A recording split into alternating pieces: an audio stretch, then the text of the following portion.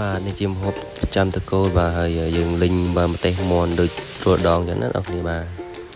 Hello ដូចជាសួស្តីបងប្អូនទាំងគ្នាបាទហើយថ្ងៃនេះយើងចេញមកធ្វើម្ហូបម្ដងយើងបានបុកម្ទេសហើយយើងបានដាក់ខ្លាញ់ឲ្យក្តៅយើងក៏បានយកសាច់មន់មកចាក់ចូលទៅណាបងប្អូនបាទចាក់ចូលហើយយើង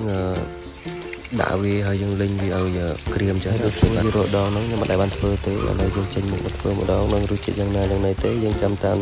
ដានទស្សនាទាំងអស់គ្នាបាទ ឥឡូវវីដេអូយើងបានកាត់មកដល់ក្រៀមតែម្ដងអ្នកគ្នាបាទយើងលាងក្រៀមហើយយើងដូរដាក់កធុនទុកមួយឡៃសិនអ្នកគ្នាបាទ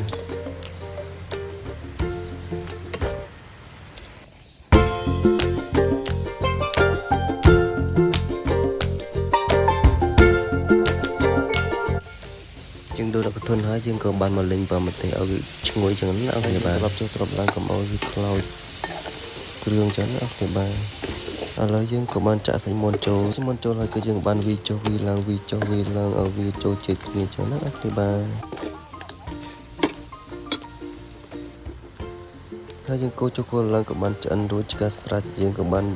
ដាក់កធុនវិញចឹងណាអ្នកគ្នាបាទមើលទៅពិតជាទំនងមែនទែនវីដេអូយើងមានតែប៉ុណ្ណឹងអរគុណច្រើន